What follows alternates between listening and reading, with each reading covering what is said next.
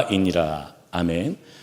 함께 읽은 본문은 화목제물 중에 서원제물, 자원제물, 감사제물을 드릴 때 제물에 대한 하나님의 규례를 담고 있는 본문입니다.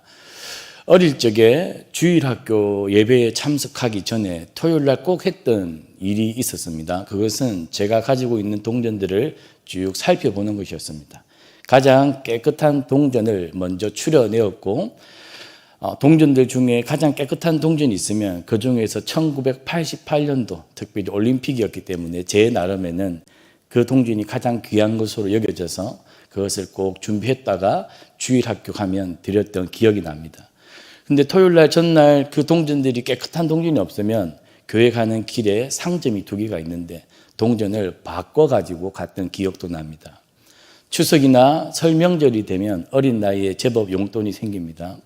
그러면 농협이나 우체국에 가서 꼭 새로운 지폐, 신권으로 바꿔서 하나님께 드리도록 아버지가 훈련을 시켰던 기억도 납니다.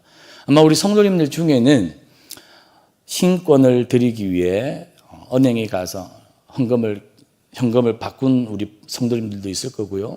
아마 다리미로 지폐를 다려본 우리 성도님들도 있을 것이고, 또 두꺼운 책 안에 넣어두었다가 그 지폐가 펴지면 그것을 헌금하기도 했을 거고요. 그리고 따뜻한 방 아랫목에 넣어두었다가 지폐가 누렇게 변하는 경험이 있는 성도님도 있을 것입니다. 예전에는 그렇게 많이 했는데 요즘은 우리 성도님들이 그런 정성들을 잘 기울이지 않는 것 같습니다. 이러한 것과 관련이 있는 본문이 오늘 본문입니다. 19절부터 오늘 본문에 반복되고 있는 중요한 표현이 있는데요. 흠 없는 제물을 하나님께 드리면 그것이 하나님께 기쁨이 된다라는 겁니다. 반대로 흠 있는 제물을 하나님께 드리면 그것은 하나님이 기쁘게 받지 않는 제물이다라고 말씀합니다. 이 본문들을 읽어보면 이런 질문들이 생길 수도 있습니다. 하나님께서 최상품의 어떤 제물들만 원하시는 분인가? 흔히 우리들 말로 바꿔 말하자면 우리가 한우를 살 때 A2 플러스나 A가 3개 있는 그런 이런 것들을 좋아하시는 분인가 물을 수 있지만, 하나님은 그것보다는 그 희생 제물을 가져오는 우리의 중심과 마음을 보고 계시기 때문입니다. 이스라엘 백성들 중에 화목 제물을 드릴 때 번제와 함께 소나 양이나 염소를 드릴 때 아까워하는 마음이 있었던 것 같습니다. 이 번제물을 드릴 때 하나님께 이 짐승들을 어떻게 했습니까? 불에 태워서 하나님께 올려드렸습니다. 어차피 불에 태워질 것, 무언가 흠이 있고 조금 부족하더라도 태워 사라질 것이니 아마 이스라엘 백성들 중에는 그렇게 쉽게 생각하고 제물을 가져왔을 수도 있을 것입니다. 이스라엘 백성들이 광야 생활을 마치고 가나안에 들어가서 했던 주된 일은 이제 농경이죠. 농업 사회가 됩니다. 소가 얼마나 중요하겠습니까? 그 당시 의복은 양이나 소의 가죽이겠죠. 그렇다고 한다면 집에 소가 2마리가 있다고 칩시다.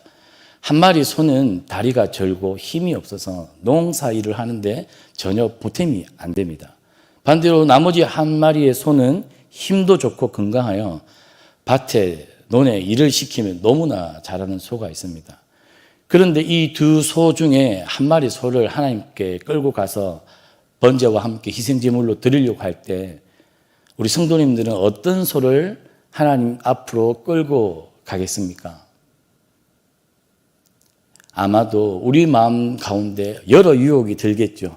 어차피 태워 드려질 손이 힘없고 농업에 별 보탬이 안 되는 그런 소를 끌고 가고자 하는 유혹이 아마 이스라엘 백성들 중에 많이 있었을 겁니다. 힘있고 튼튼한 소는 남겨두어서 앞으로 이 소를 가지고 경제를 더 번창시켜서 다음번에 더 좋은 희생제물을 드리면 되지 않을까 핑계를 대었겠죠. 그리고 양이나 염소를 잡을 때도 어떻게 했겠습니까? 건강하고, 오늘 본문에 보면 이 흠 있는 것이 무엇이냐면 22절에 눈먼 것, 상한 것, 지체의 배임을 당한 것, 종기가 있는 것. 즉 양이나 소나 이런 것들을 잡으려고 하면 가죽을 팔면 돈이 될까요? 안 될까요? 돈이 덜 된다는 겁니다. 그러다 보니까 흠이 있는 것을 가져가고자 하는 유혹이 분명 있었을 것입니다. 그래서 흠이 없는 재물을 하나님 앞에 가져가는 이 문제는 단순한 문제가 아니라 두 가지의 문제가 포함되어 있는 것이죠. 첫 번째는 믿음의 문제요. 두 번째는 사랑의 문제입니다. 소 2마리가 있는데 내가 하나님께 서원 제물로 이 소를 잡으려고 합니다.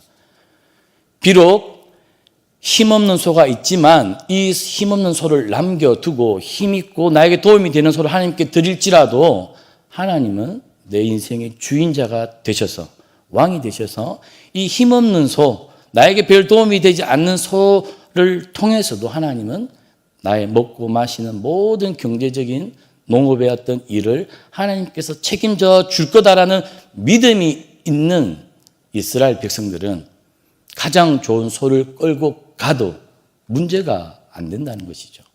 그러나 믿음이 없으면 어떻습니까? 힘있고 나에게 도움이 될 만한 소를 남겨주고 싶겠죠. 즉 믿음의 문제가 이 흠없는 희생제물을 드리는데 포함되어 있다는 사실입니다. 그래서 하나님은 흠이 없는 것, 그것이 너희들에게 너무나 인생에 큰 중요한 것일지라도 믿음으로 하나님께 온전한 제물을 가지고 오는 것, 너희들의 믿음과 중심을 보고 싶어 하시는 하나님의 마음이 담겨 있습니다. 두 번째로 사랑의 문제입니다. 우리 젊은 신혼 부부들이 결혼하기 전에 무엇을 주로 선물을 합니까? 형편이 되면 다이아몬드 반지를 하죠. 저같이 형편이 안 되면 금반지를 하기도 합니다. 가장 좋은 것을 가장 사랑하는 사람에게 주고 싶은 것이죠. 마음이 담겨서 이동이 되는 겁니다. 요즘 젊은이들 사이에 데이트 소송이 굉장히 많다고 합니다. 데이트를 할 때 너무 좋아서 자신의 모든 것을 털어서 데이트 비용을 냅니다.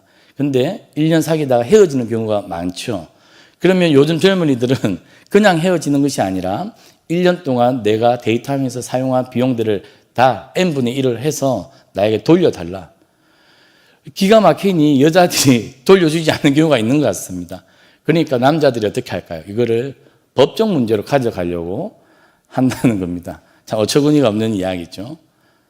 즉 우리가 흠이 없는 것, 하나님 앞에 가장 좋은 것으로 가져가는 것, 우리가 하나님을 사랑할 때 일어나는 겁니다. 그렇다면 우리가 가장 좋은 것을 가장 사랑하는 하나님께 가져가는 것이 이 재물에 포함된다면 우리의 마음이 하나님께로 이동되는 겁니다.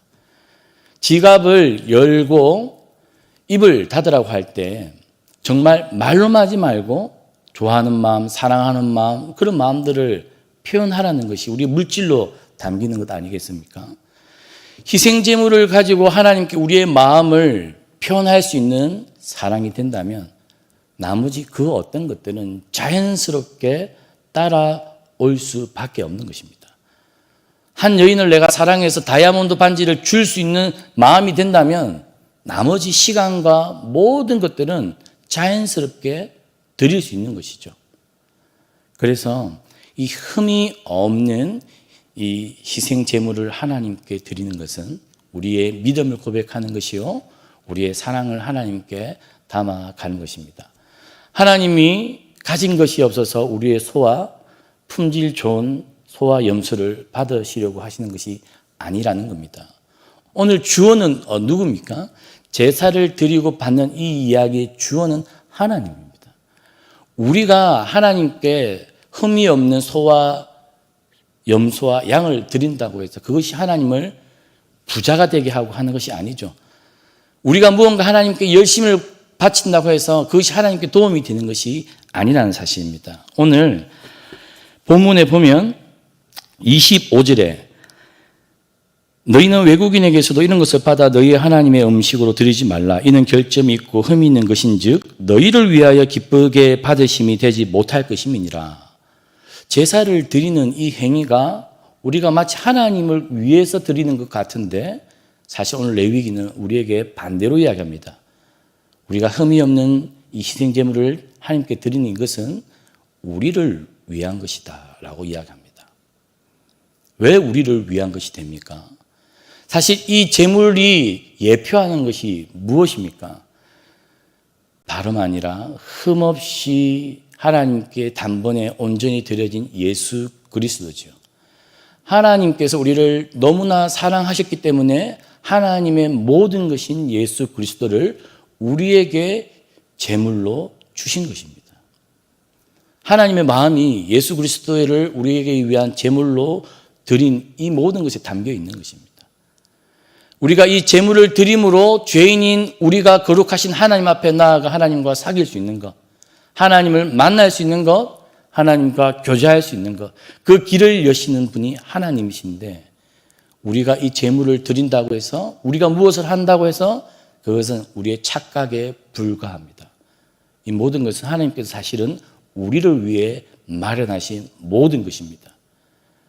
우리가 하나님께 드릴 때 그것이 시간이든 우리의 물질이든 우리의 몸과 마음이든 우리의 모든 것에 있어서 오늘 레위기 22장을 묵상하면서 하나님께 우리가 믿음으로 사랑으로 드릴 수 있는 저와 성도님들 되기를 주님의 이름으로 축복합니다. 그런데 하나님께서 예외를 두신 것이 하나 있습니다. 서원 제물을 드릴 때는 반드시 흠이 없는 것을 드려야 하지만 자원 제물을 드릴 때는 흠이 있어도 괜찮다라고 하나님께서 예외와 배려를 두셨습니다. 그 이유는 이 자원 제물이라는 것은 친척이나 가족이나 친구를 따라 성전에 올라가서 예배를 참관할 때가 있는데요. 그때 마음속에 불현 감사한 마음이 떠오르기도 합니다. 우리도 감사한 마음이 그때그때 떠올라서 우리가 감사헌금을 하듯이 그때 드리는 제물이 자원 제물입니다. 그러면 자원 제물 같은 경우는 순간순간 떠오르기 때문에 흠이 없는 짐승을 준비하기가 어렵겠지요. 그러다 보니까 하나님께서 우리의 그 마음만 받으시겠다는 것입니다. 그래서 그러한 경우에는 흠이 있는 제물을 바쳐도 하나님께서 괜찮다라고 오늘 말씀하고 있습니다. 그리고 오늘 본문에서 좀 눈여겨볼 두 가지가 또 있습니다. 27절에 수소나 양이나 염소가 나거든 이래 동안 그것의 의미와 같이 있게 하라. 여덟째 날 이후로는 여호와께 화제로 예물을 드리면 기쁘게 받으심이 되리라. 하나님께서 수소나 양이나 염소가 새끼가 나면 그 새끼를 바로 잡지 말고 이래 동안 일주일 동안 데리고 있다가 8일째 그것을 제물로 드리면 하나님께서 기쁘게 받겠다라고 말씀합니다. 당시 고대 근동 사회는 굉장히 잔인하고 윤리와 도덕이 없는 이방 문화, 이방 제사 문화가 허다했습니다. 그런데 오늘 하나님께서는 이 레위기 후반절 말씀을 통해서 최소한의 생명에 대한 하나님의 피조세계 창조물에 대한 생명에 대한 존중을 하나님께서 가지도록 오늘 하나님께서 또한 말씀하고 계십니다. 그리고 29절에 감사제를 드릴 때 감사 제물을 드리고 나서 그 제물을 이틀날까지 두지 말고 30절에 그날에 다 먹으라고 하는데요. 이 감사 제물은 하나님께서 이웃들과 함께 먹고 나누도록 하신 명령입니다.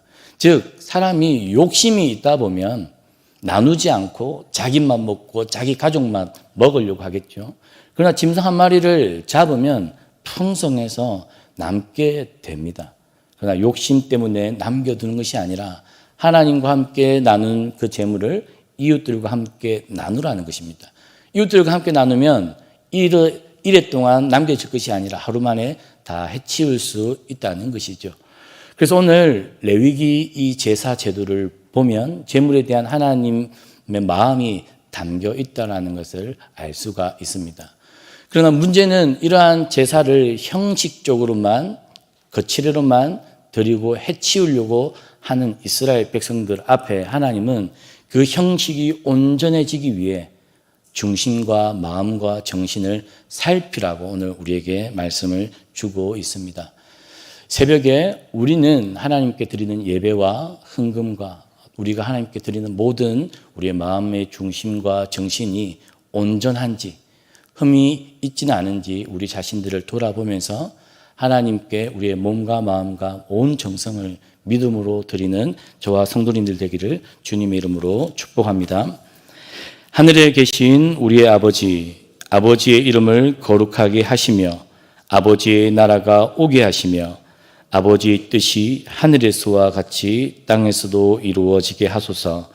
오늘 우리에게 일용할 양식을 주시고 우리가 우리에게 잘못한 사람을 용서하여 준 것 같이 우리 죄를 용서하여 주시고 우리를 시험에 빠지지 않게 하시고 악에서 구하소서. 나라와 권능과 영광이 영원히 아버지의 것입니다. 아멘.